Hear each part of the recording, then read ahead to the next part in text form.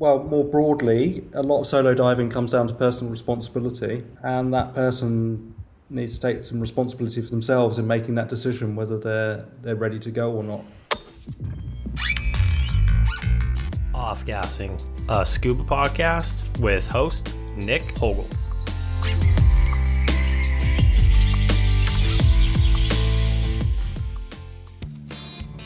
A few months back, I conducted some interviews on solo diving. I reached out to ScubaBoard to find guests to speak with. Andrew, known as MBNZ on the platform, was happy to participate. Originally scheduled as a group discussion, turned into a one-on-one interview due to scheduling conflicts with other members. In this interview, I speak with Andrew and hear his thoughts on solo diving.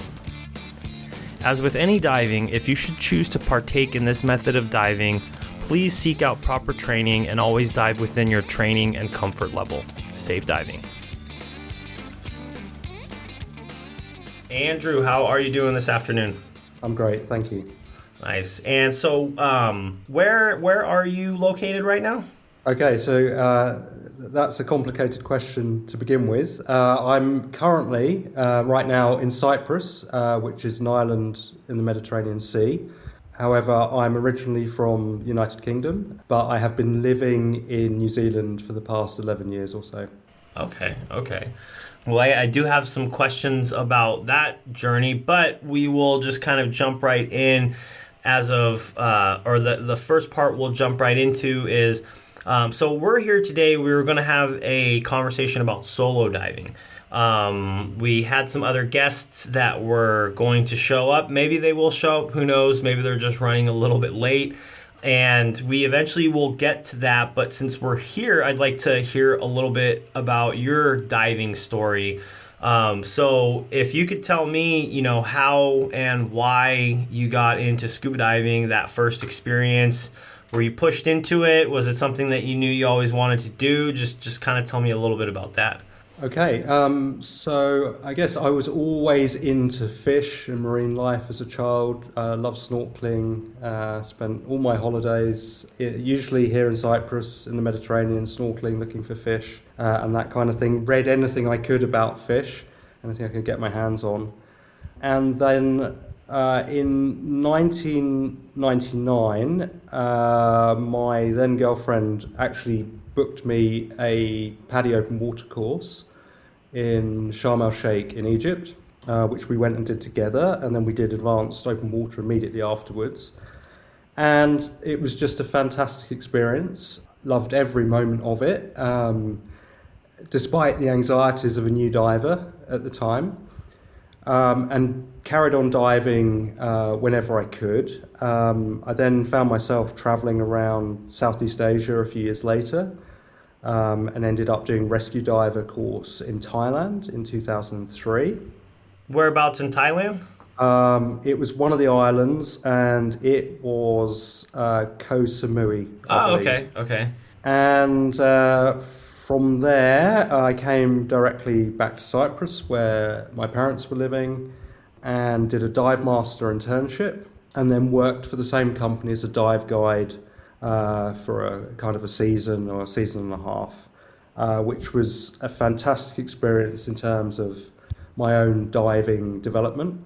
Following that period, I found myself back in the UK, and wanted to dive, but obviously conditions there are very different. It's cold water diving. So very quickly bought myself a dry suit and got myself sorted with dry suit diving, which made all the difference. I joined a British sub-aqua club group over there, and that was great for developing my diving a little bit further. I started diving with a twin set and did a BZAC dive leader course, and eventually got that in 2005. From that point on, I dipped my toes into technical diving and got up to advanced recreational trimix with INTD.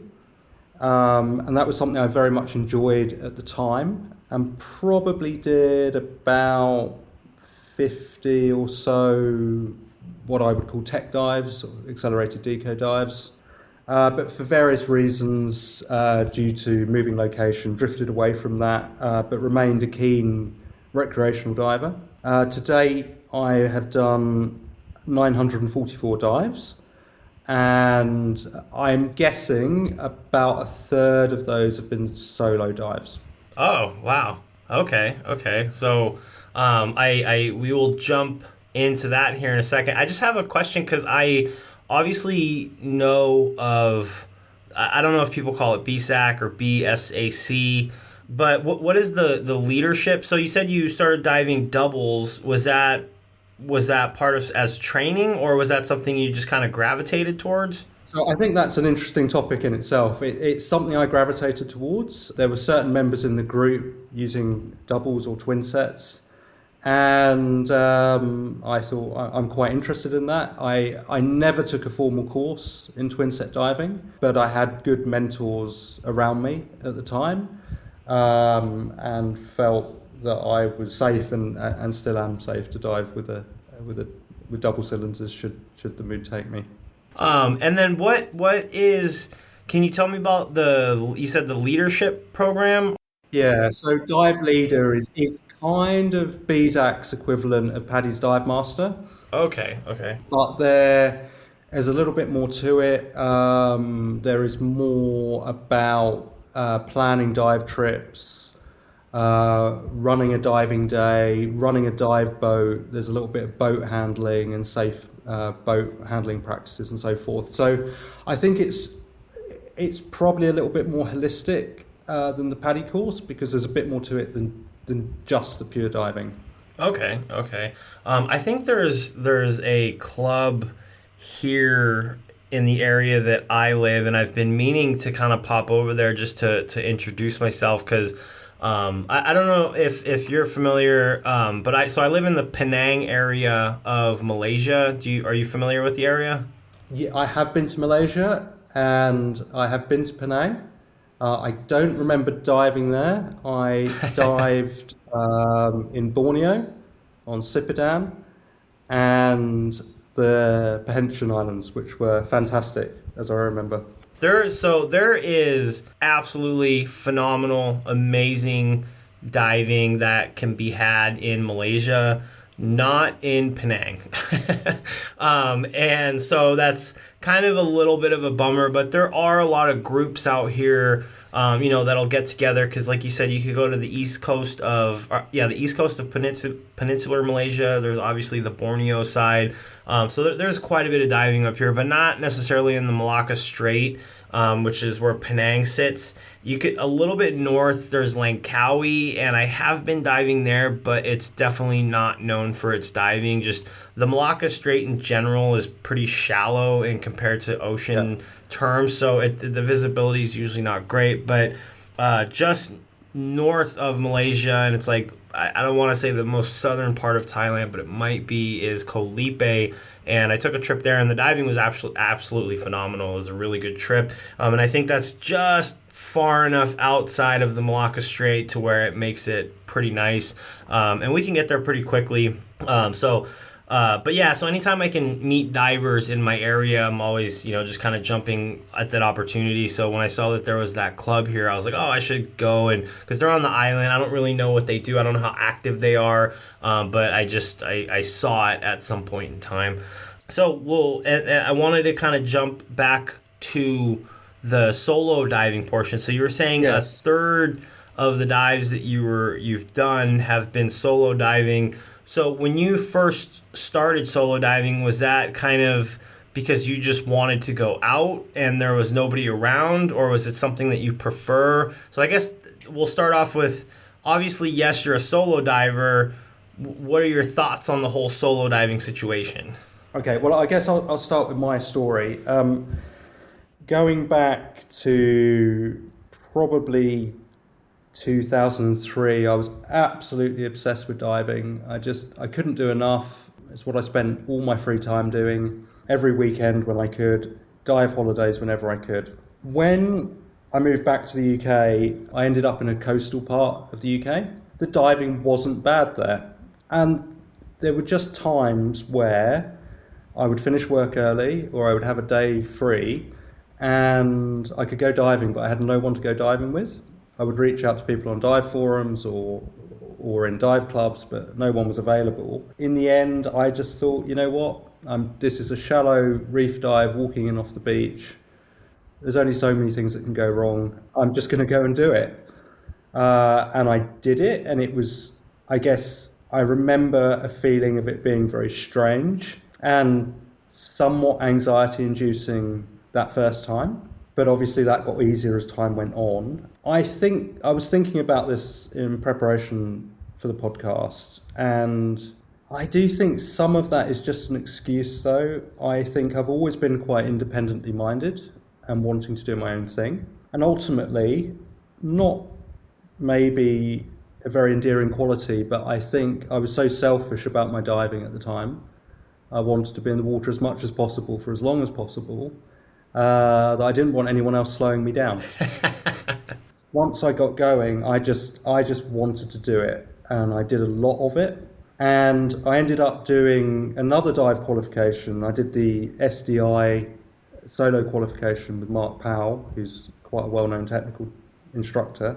And I did that partly to legitimize my own activities and my own safety, but also to get the certification to show dive operators around the world. And it has been partially successful. I've been allowed to solo dive on liveaboards in Australia, the Solomon Islands, and New Zealand, where I live. However, it's not recognised everywhere rather, and I have gained no traction with it in the Mediterranean here in Cyprus or in the Red Sea, actually. So I think it's a good thing to have, but it doesn't guarantee that you're going to get a solo dive everywhere you go. I have not taken any solo diving self-reliant course. I do obviously know that they exist. I know there's the SDI. I know there's PADI. I believe, to my knowledge, those are the only two ones. So when you first started solo diving, were you bringing redundancy with you? Was that already kind of ingrained in you, or did that happen? Because to the best of my knowledge, I want to say they teach you to bring, redundant gas, just having redundancy while you're a solo diver. Was that something that you were doing right off the bat, and then did you change your habits after the class? Yeah, I think because at the time I was quite into technical diving and twin set diving, that was my standard rig anyway. So it wasn't really a consideration. And certainly when I did the SDI solo diver course, that was a course prerequisite, was a redundant gas source. Subsequently, as I have returned to become more of a recreational diver, depending on the dive, I will often just take a side-slung cylinder with me, and that's either a 3-litre aluminium cylinder or an aluminium 40, just depending on the circumstances. So it's funny too, because I've been reflecting quite a bit, having these different conversations about solo diving. I very much, for the same reasons as you stated, am a fan of solo diving. I did a lot of diving in Central Texas. There's a big lake there, Lake Travis. The lake levels are currently kind of low just because they've been having a really hot summer and not a lot of rain, but that's a whole nother subject. But I really, really enjoyed getting in the water by myself. It was actually one of my favorite things to do. We have a place in Lake Travis, Austin, Texas, called Windy Point Park, and it's an actual dive area, just freshwater diving, and it's a protected area, so boats can't come in, and it's for divers or swimmers. And I used to love going there by myself during the week when there was nobody else out there, because you get out there on the weekends, it's packed. There's tons of divers. Usually I'd end up 2 hours of conversation before I even got to the water, just from the various groups of people that I knew. And I absolutely loved it, because it was like, okay, when I got in the water, there was no, you didn't have to, I don't want to say babysit, or you didn't have to worry about somebody else. It's like, okay, I know I'm good and I'll be fine going in there. And I was it started making me think back a little bit, like, okay, well, what led me to that mindset, kind of like you're saying. Mm-hmm. And I don't want to call it, I don't think selfish is the right word. Like, I don't think that was the word that the best choice, because I felt like I'm very much the same way. And it actually reminded me a while back when I was, I think it was before, I think I was like 19 or 20. I ended up taking a mountaineering class, and it was one of the coolest classes I ever took. It was like a 8-week course or something where we meet in the classroom, prep, and basically the whole final of the class was like, okay, we're gonna go out into the mountains, we're gonna build a snow cave, we're gonna stay there for the weekend. If you pass that, then you pass the class, you know. And in the mountaineering side of things, my instructor at the time was like, you know, you're there with your buddy, but at the end of the day, it's all about yourself. You know, like if somebody breaks their arm, and you see it in mountaineering movies, you know, if somebody breaks their arm and they can't fend for themselves, like if you try to help them out, there's two people that are at risk rather than one. And I felt like that mindset always kind of stuck with me. Even going into my first recreational class, we're kind of pushed into this belief, like, always dive with a buddy, always dive with a buddy. You know, it's kind of like ingrained in all the scuba literature, or recreational scuba literature, I should say.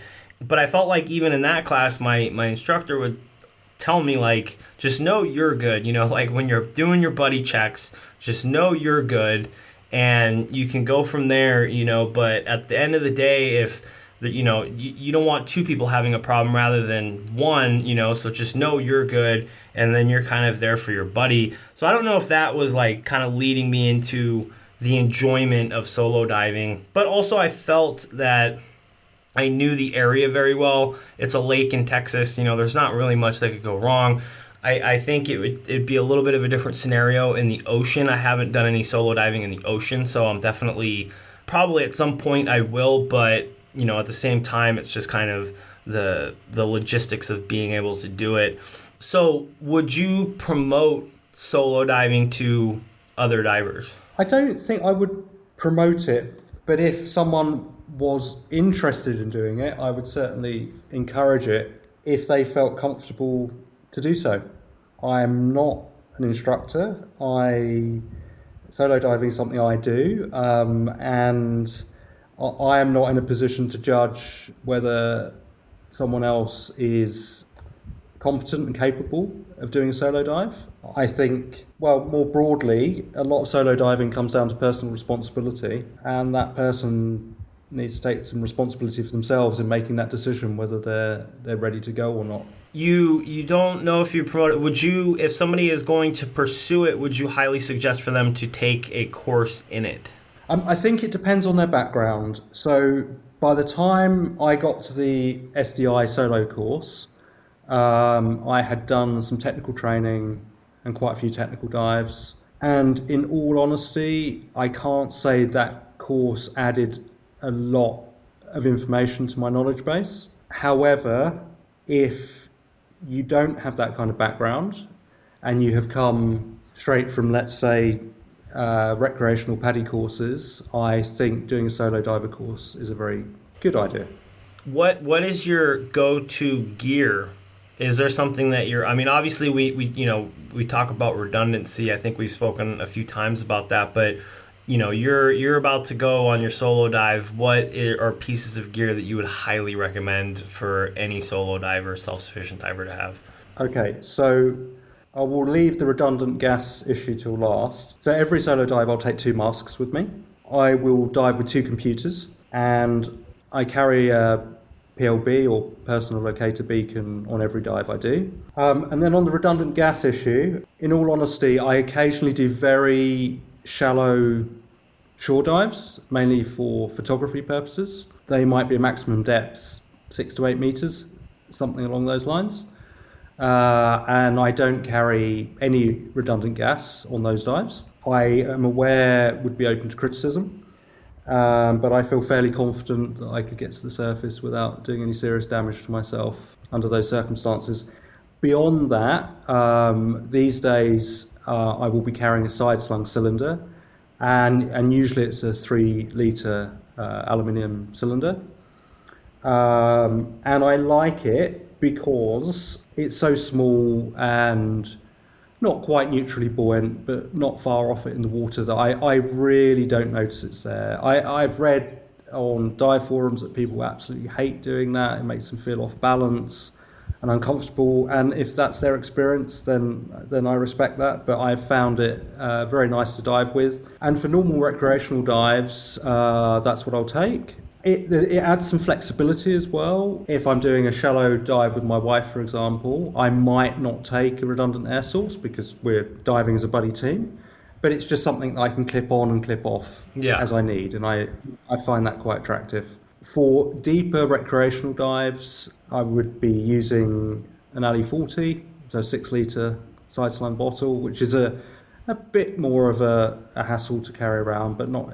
They still run quite nicely in the water. And these days, probably in the last 10 years or so, all I'm really doing is recreational diving. So that's a sort of summary of the redundant gas supplies that I carry.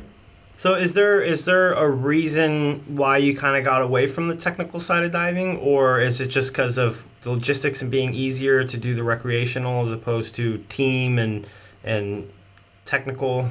Both of those things, actually. So when I moved to New Zealand, I moved to a part of the country where there wasn't great support for technical divers.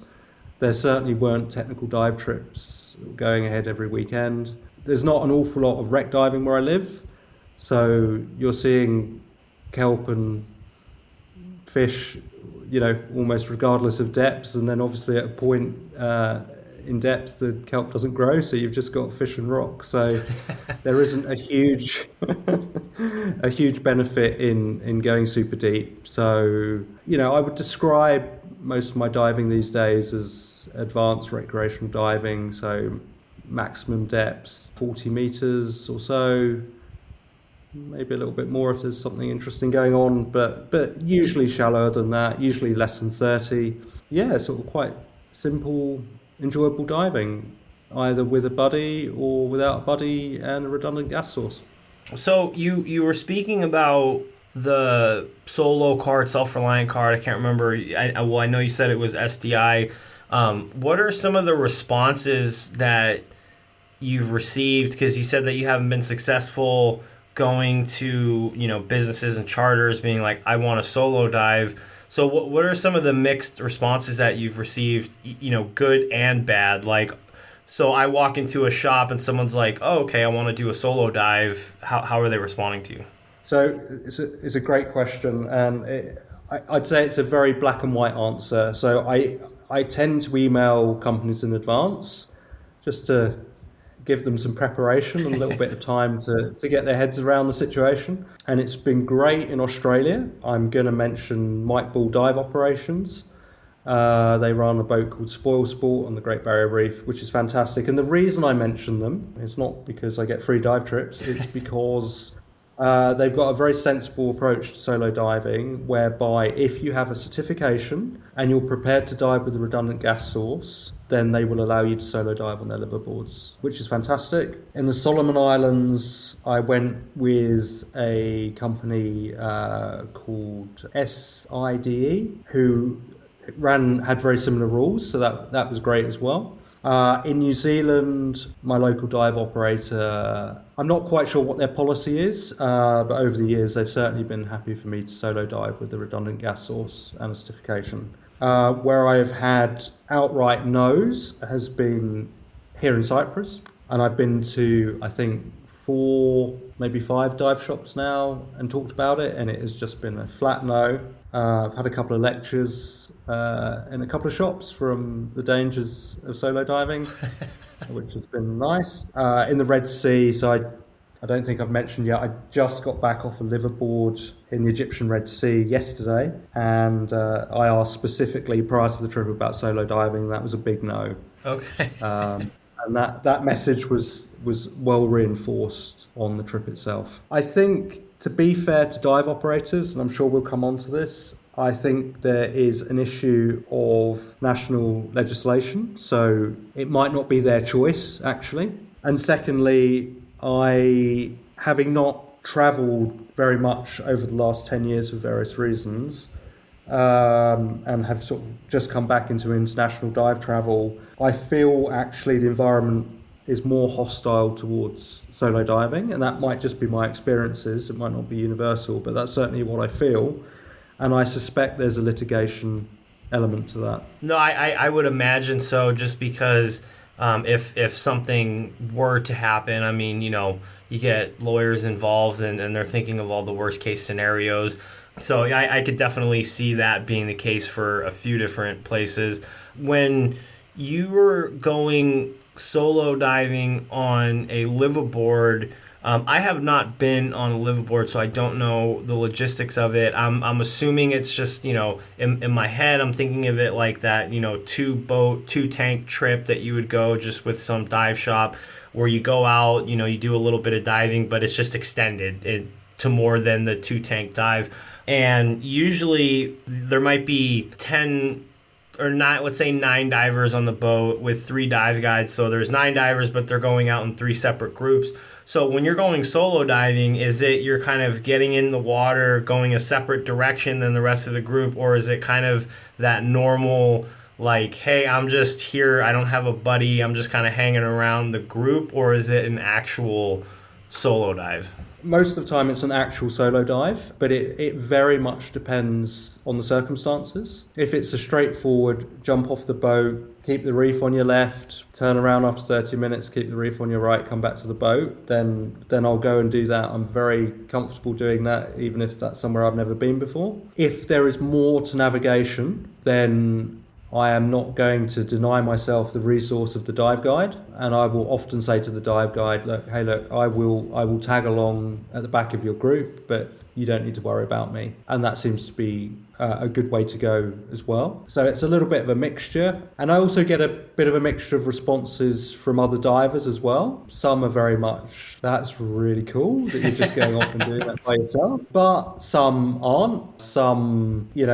I think sometimes you might get classified as the weirdo that's got no friends, that just wants to go off diving by themselves, has a death wish, or something which just isn't true. So mixed responses from companies and other divers. Do you have any high hopes for Cyprus on it happening? No, from the conversations I've had and from what I've read about legislation in Cyprus, I don't think it will happen here. Oh, okay. Having said that, I've been doing a lot of solo shore dives here, and I think technically I may be breaking some rule, perhaps. We can bleep this whole part out. Yeah. They've been absolutely wonderful dives. I've gone off either with my wife or another family member. We have a young son, so that is the reason that she can't get in the water all the time. We've gone off as a family. I've taken my dive gear. I've jumped in a lovely, clear, warm ocean. I've done a wonderful 60-minute dive. I've come up, and then we've gone to the beach for the rest of the day, and it's been fantastic. Nice. We kind of touched on this earlier, because a question that I like to ask when we're having a conversation about solo diving: do people get confused? Like, is there a misconception of self-reliant and solo? And then also, you were kind of saying earlier, if you have that technical background, that it might be an easier transition to go, because I feel in my limited technical experience, I'm very early on in this technical world. That's one of the things they teach you. Even though you're in a team, you're still self-reliant within the team. Do you think that there's a big misconception when people, because I think in order to be a good solo diver, do you think you have to be a good self-reliant diver, or do you think there's a misconception there? I don't know if that question is kind of confusing. I think the term self-reliant is confusing. I'm not quite sure what that means. You are either solo or you are not. That said, you are quite right in the sense that technical divers are self-reliant. But my understanding is, and again, I'm not an expert on these matters, there is no sanctioned solo technical diving. That's always something that's done in a team. But having said that, I know there's a lot of solo technical diving that goes on in the real world. And secondly, I think those technical skills do translate very well into recreational solo diving.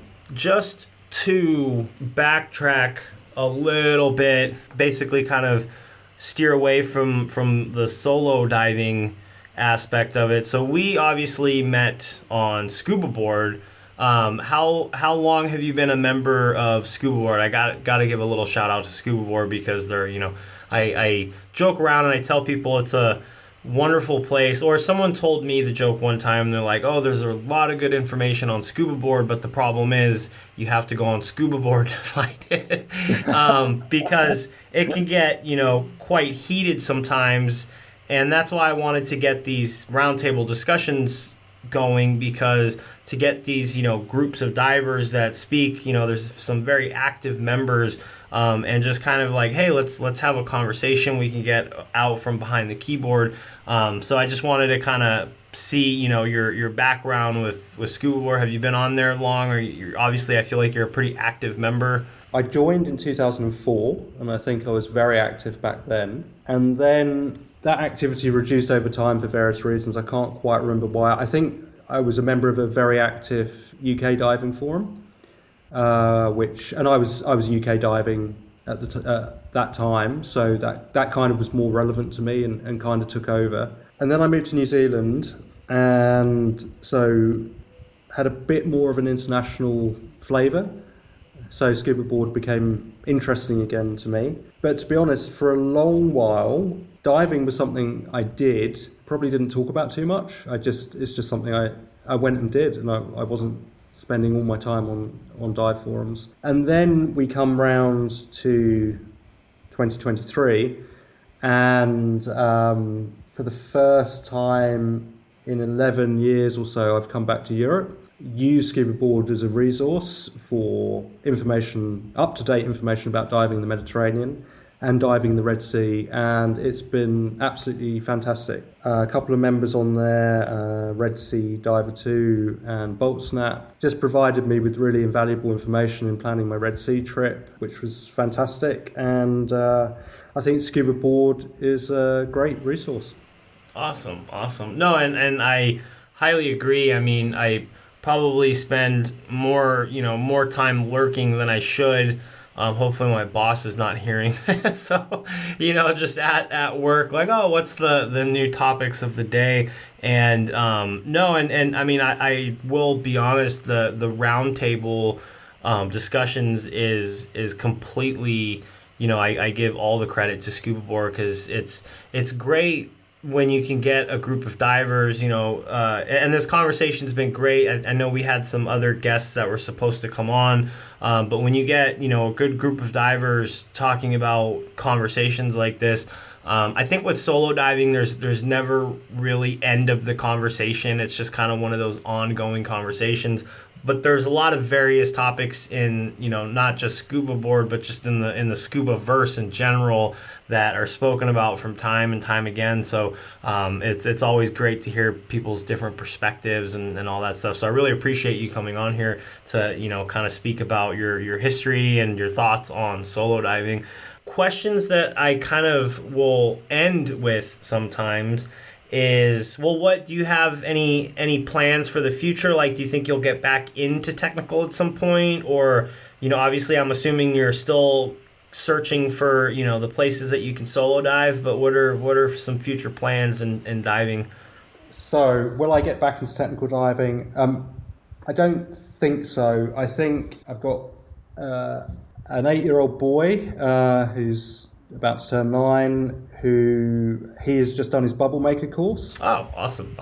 He absolutely loved every moment of it, and I was free diving, videoing most of it, and he spent 1 hour 15 minutes underwater on a bubble maker course at 2 meters, which was just great, because I thought he was gonna get to dip his head under for 15 minutes and then that was going to be the end of it.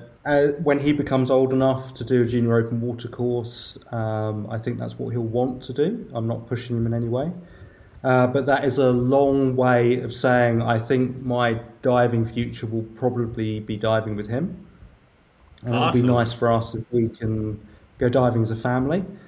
So I think the technical diving is going to be pushed further away, if anything, and that's fine. I'm very happy doing what I'm doing at the moment. In terms of plans, we'll be back to New Zealand in a couple of weeks' time. I bought my own boat about 18 months ago.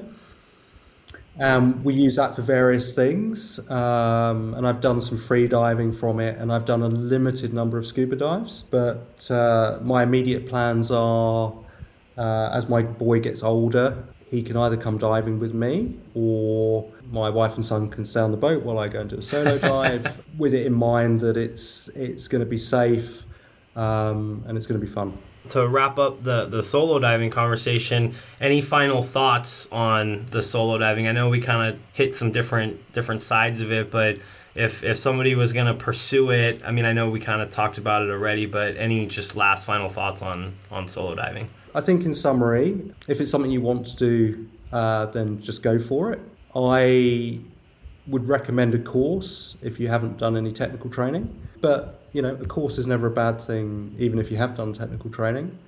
Might just sharpen up one or two things that you might not have concentrated on so much before. Equipment will be covered as part of that course. I do think you need to think about redundancy, and anything that's absolutely critical you should have a backup for. Apart from the very, very shallow dives that I mentioned, I always carry a redundant gas source. And I know people get into all sorts of arguments about how that should be carried, but I think as long as you've got something that you're comfortable with, that you can use and will cover an emergency ascent in terms of gas available, I think you're good to go.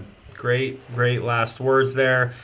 And I just want to say, man, I really, really appreciate you coming on and participating in this conversation. I think it turned out absolutely well. I know we were supposed to have like 2 or 3 other people, but no, this conversation was good, and it was really nice to get to know you and kind of hear about your diving history and background. So thank you very much for coming on to the podcast. My pleasure.